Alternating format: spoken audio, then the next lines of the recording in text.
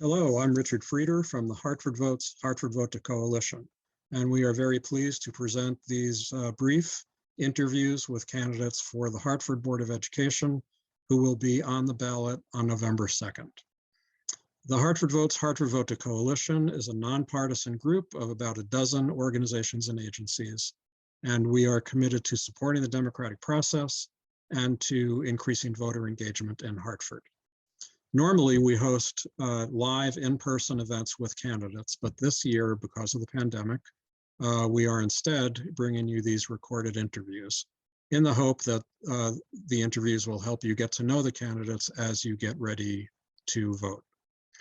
For more information on the coalition and for lots of details on this year's election, links to all of the interviews with each of the candidates for the Board of Ed, as well as information on how to register, where to vote, and other important information, please visit our website at www.hartfordvotes.org.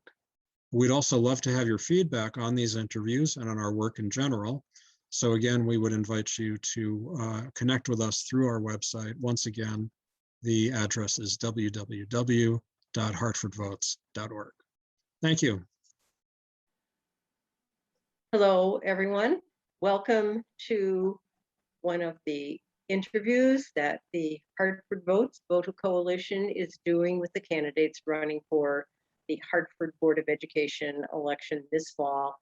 Election day is November 2nd, and we hope all of you will get yourselves out to vote or use an absentee ballot if you are not going to be in town. My name is Carol Mulready. I'm a member of the coalition and represent the League of Women Voters of Greater Hartford at the coalition. I have had 20 years or so of experience in moderating, and I'm also a graduate of Bulkley High School. 4 wonderful years of my life at Bulkley High, which was on Maple Avenue, not Wethersfield Avenue, years back. So I turn it now to Taya. Good evening. Is Taya Vaz. I'm a graduate of the Hartford Public School System. I graduated in 2018, and now I'm a senior at UConn Hartford, and I will be co-hosting the questions. Thank you, Taya. And Mr. Walker, let us hear a little bit about you. Thank you, Carol and Taya. Good evening. My name is Tyrone Walker, and I'm a Hartford resident for almost 20 years. I've been an active member of the community through the Hartford Democratic Town Committee. I've served on 2 or 3 boards that are active community-based nonprofits in the community, including True Colors, the Center of Leadership and Justice, and I've really been engaged with what's happening within our community. And recently I've become a foster parent, and so I've had now a child, a teenager within the school system, and this really motivated me to want to get more engaged, leaned in, and try to become part of the change that I'd like to see within the educational opportunities offered to Hartford students. And professionally, I've worked at Pratt & Whitney for the most of my time in this area, and was last there a quality management professional. Thank you very much, Mr. Walker. It's a pleasure to have you with us. And on to the questions now. 2020 online education reportedly has been a challenge for students in every district in Connecticut. What would your suggestions be to assist students in the Hartford Public Schools who have fallen behind due to the COVID protocols over the last 18 months? Well, yeah, What suggestions for improvement? yeah, Carol, that has been a challenge. I think foremost, I mean, education is critical. Safety is of immediate importance. So I would say, let's assure that we're bringing students back into a safe environment, and one in which we're encouraging students to get vaccinated. We're and really insisting that the staff, with with maybe medical exception, get vaccinated and provide opportunities and in education to assist with that. Now, the gap is what you're talking about. So for students, there's tools I think that are immediately ready. I believe we should look at the school year. No one loves going to school in the summertime, but I think there's the possibility of making school available for students to catch up through making summer studies programs available. There are several computer-based programs that schools have used and can employ for students that need some credit recovery. There are tutoring resources that have been given to students in exceptional cases where maybe a student's on medical leave. We maybe should reconsider that and make tutoring more available to students who may need additional support and help to actually close the gap with their studies. And most importantly, let's give students some confidence that even though it was maybe a wasted year for some, that over the arc of the next year or two, students can recover through their normal programming if schools are willing to do extra assessments to really assist students in understanding where their gaps may be, and to provide extra supports in the classroom and within the school setting to allow students to in essence catch up and make up what they have not had in that 2020 year. Thank you. You mentioned computer-based programs. What is or should be the role of technology education in the curriculum for Hartford students? Well, we're wanting students to be educated in the 21st century, and 21st century education is going to involve the in-person learning that we're very familiar with and many of us had. Technology is going to be now an adjunct piece to the educational process. It is, I think it can be a tool for students to use to be able to explore topics beyond what being offered in the classroom. I think the school and educators would do well to give students the universe of resources and give them access to great tools where they can go explore and educate more deeply in topics themselves. It can be used to assist in project work that students want to do. So if students have a passion and interest beyond just what's offered in the classroom, then tools can be used again in and research, and then also in collaborating. So students can work outside of the classroom, but work together and work in a way where they can access educational support beyond the school day. I also think that for, well, technology can be used also in the classroom. I think where students have now these mobile devices, that curriculum can be modified to leverage mobile devices, so that can be used as part of the educational experience that students have within the school themselves. And how do you rate the technology available to Hartford students now? So I think Hartford has tools. I think the mayor did an effort during COVID to get hotspots and kind of build some Wi-Fi capacity across the city to help bridge the Wi-Fi divide. I believe we need to make more investments to close that gap across different neighborhoods. So an investment, I think, in Wi-Fi needs to be made. I think we need to continue to offer free and reduce mobile computer tools like laptops and tablets to families that need them. But that needs to come with support to help the parents and students effectively use the tools. So we may need to build up some capacity. Right now within the school district, we have this shared technology resource. I think the school needs to make more dedicated tech resources, support resources available to students and families so that when they have questions, they have issues, maybe even need to have somebody come to the house, do a little tutorial, but that some of that's available to them.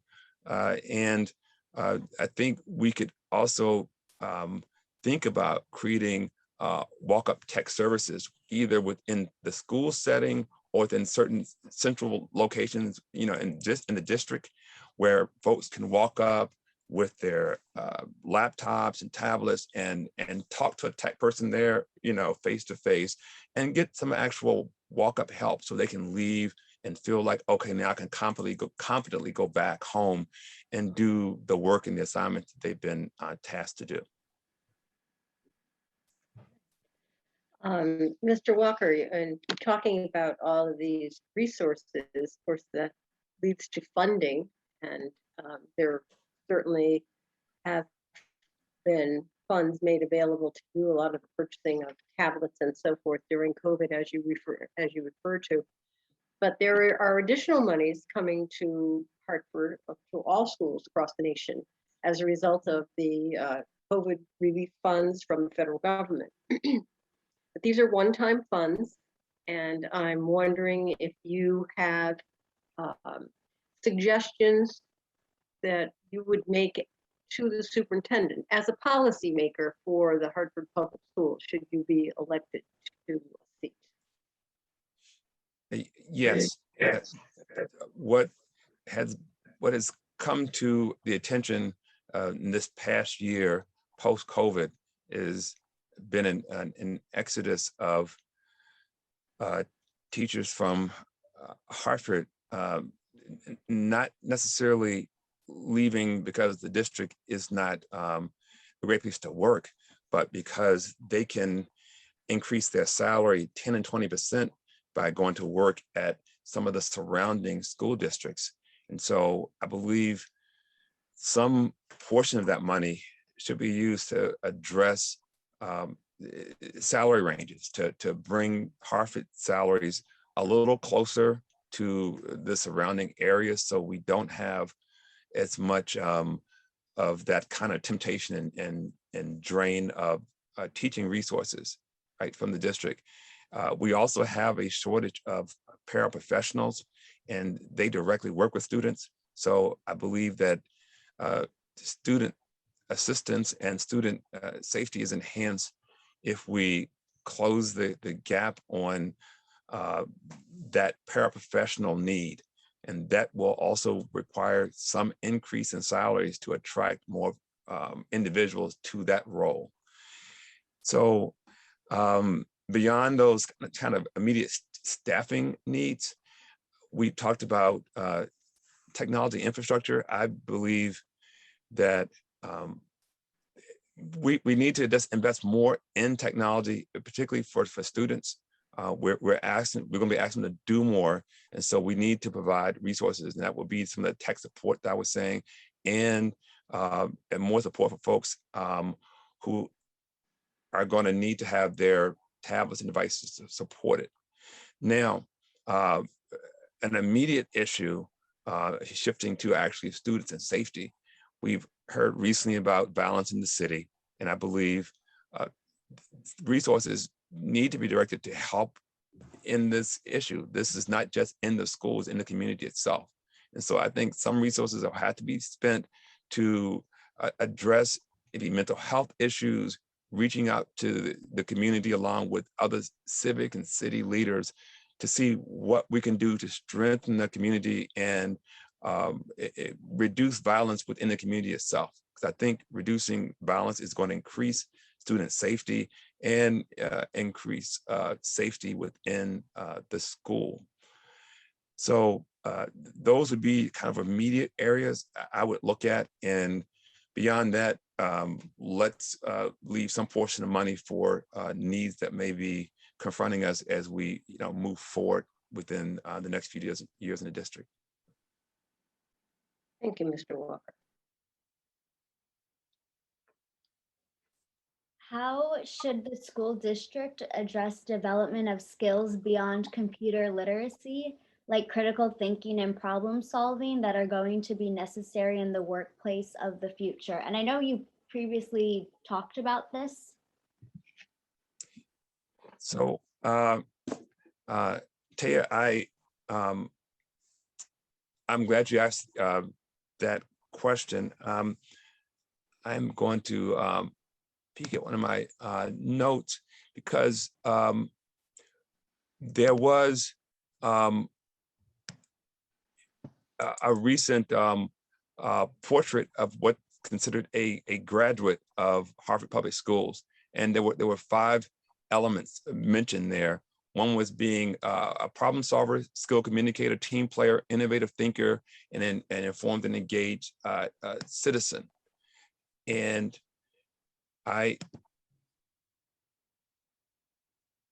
those areas, Taya, I'm not going to try to grade the district there, but I think there's a lot of runway in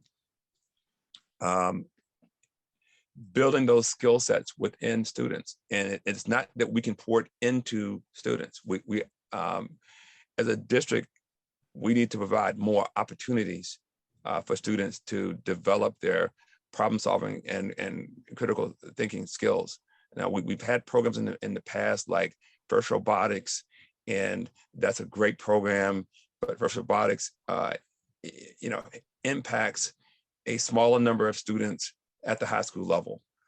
But it's the right kind of idea to have and to expand on that. I think within the district, we could build up things like Lego leagues at the elementary and middle school level, and engage again students and teams with adults, and use as an enrichment activity outside of school, but using the things you learn in school for problem solving and critical thinking. I think we would be good to revitalize the student-run clubs within schools, and many of those clubs gave students opportunities to work on projects and build and enrich their skill set outside the classroom. The thing I want to add is we have a district that is more than 50% Hispanic, and I think there's an opportunity to build more language competency within all the students in the district. So I think one of the 21st century skills we could build is really more language offerings and proficiencies, and more cultural and global competency for students. Because I think in the 21st century, everything's going global. You're working with people not just in your hometown, but around the globe. And I think our education can increase that type of offering to students, and to insist that students really acquire those skills, because I think those skills will be 21st century skills. I remember in high school, one thing that resonated with me was I was able to take Mandarin. So that was a good experience to have. Excellent. I'm glad, Taylor, that you had that experience. And I believe more of those experiences that should be offered. We have an IB school in the district that has language offerings throughout the elementary, and they're trying to offer it at the middle school level. And there's a school in the district, Belize, I think, that wants to try this year to do dual language immersion. So these are great, I want to call it experiments, but if they're successful, then we should give more students that type of opportunity to kind of expand their horizons. Mr. Walker, you referred to global education, and one of our questions really has to do with history in the United States. Mm-hmm. And we'd like to get your opinion on the teaching of the history of race relations in the United States. How does the Hartford Public Schools curriculum address this? Is it something that you would like to speak to us about? Thanks, Carol.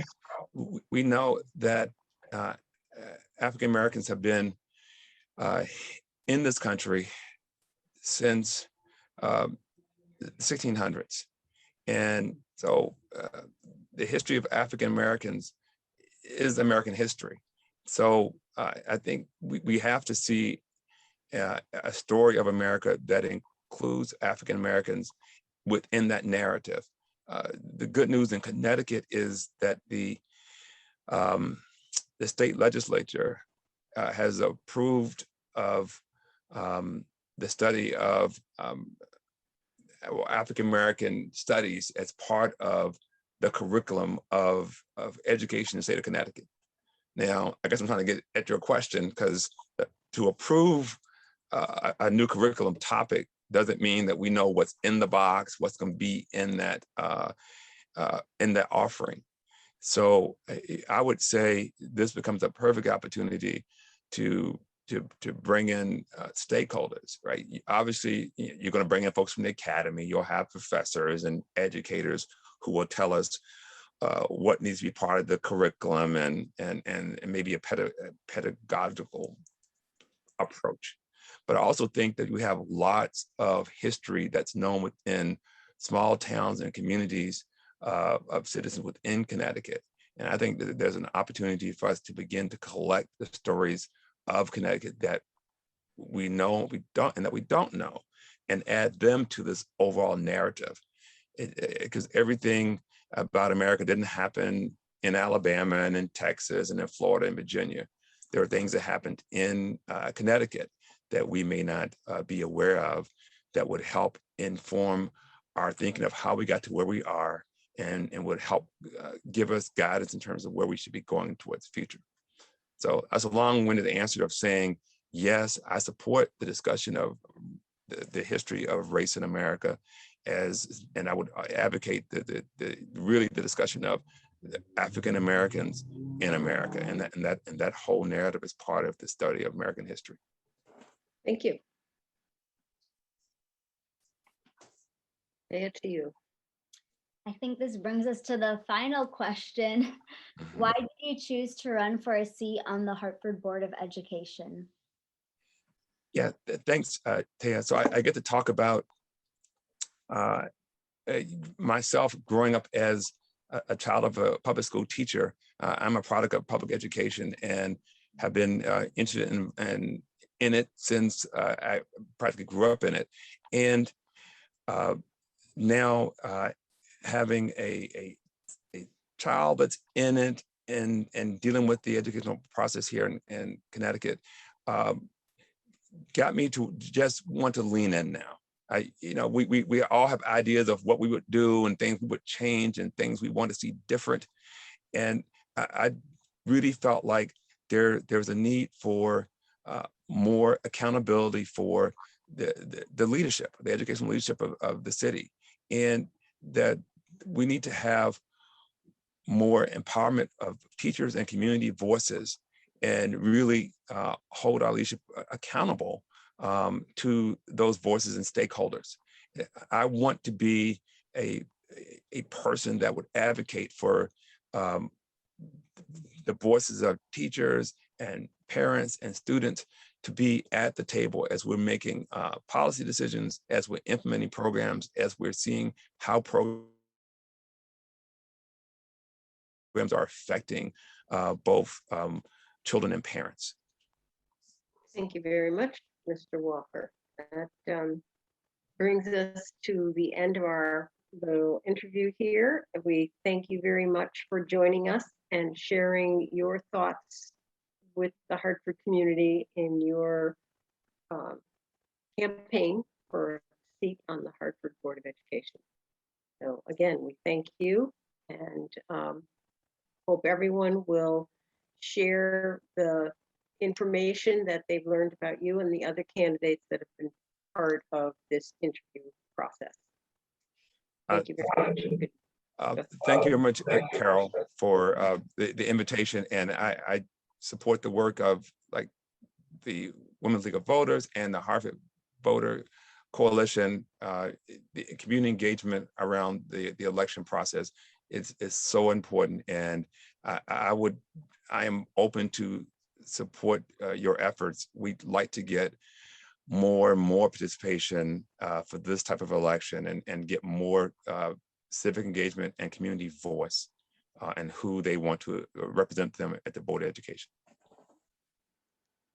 Very good. All right. Thank you all. Thanks.